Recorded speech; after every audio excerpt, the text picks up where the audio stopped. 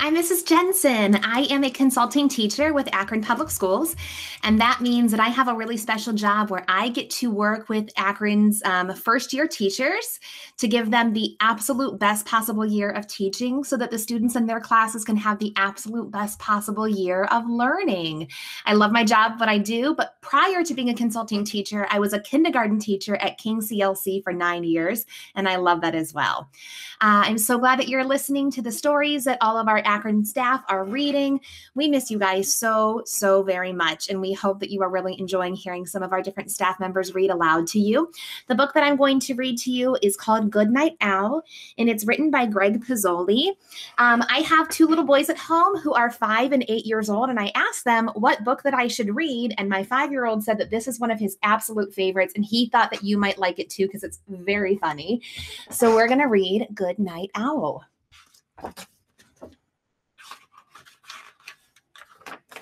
Okay. Owl was settling into bed when he heard a noise. Squeak! Do you see where that noise is coming from? It was a tiny sound, no louder than a whisper, a funny noise he hadn't heard before.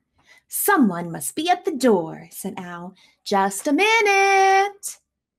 Do you think you can see on this page what actually made that noise? Did you spot it down there? I see. But no one was there. Probably the wind, said Owl. And he lay down in bed and he said to himself, Good night, Owl. Squeak! Then he heard the noise again. It's coming from the cupboard, said Owl. So he went to take a look. Can you find the noise? Do you see where the noise is hiding? There. Okay. And he emptied every shelf, but there was no noise to be found. Do you see where the noise moved to? Can you spot him? Yep, there he is.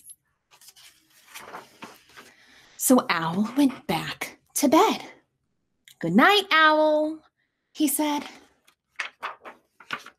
And then he heard the noise. Squeak! Oof! It must be under the floor, said Owl. And he pulled up the floorboards, one by one. Can you believe he did that? He is so desperate to find where that noise is coming from. He pulled up his floor. Can't even imagine that. But he didn't find the noise. So Owl went back to sleep. Or back to bed, I should say. How do you think that Owl is feeling right now? Do you think that he might be feeling a little frustrated? That's what I'm wondering.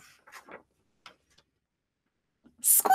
This house has a noisy roof! Yelled Owl. He's totally frustrated, isn't he? We were right. And he took down the roof. There, said Owl. No more noise. Owl got back into bed, and the stars and the moon were shining down where his roof used to be. Good night, Owl, he said. But Owl didn't dare close his eyes. He knew that any second he would hear the noise. So he waited and waited and waited and waited. Squeak! It's in the walls! Screeched Owl.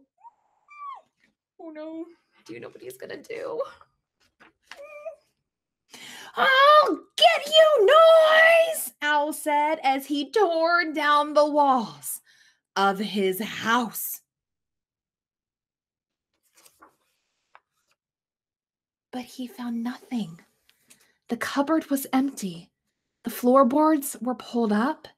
The roof was pulled down, and the walls were gone. Al went back to bed and he said, "Good night, Owl."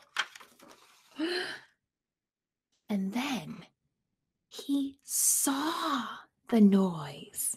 Squeak! Owl smiled.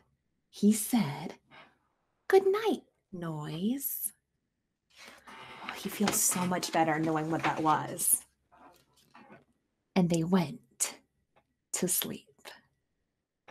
That really unsettled him, not knowing what that noise was coming from, didn't it? That would frustrate me too if there was a noise coming from my house and I didn't know it was making it. Hey, I hope that you really enjoyed this book. Again, thank you so much for coming to listen, and I hope that we see you listening to another story with us again sometime soon. We'll see you later.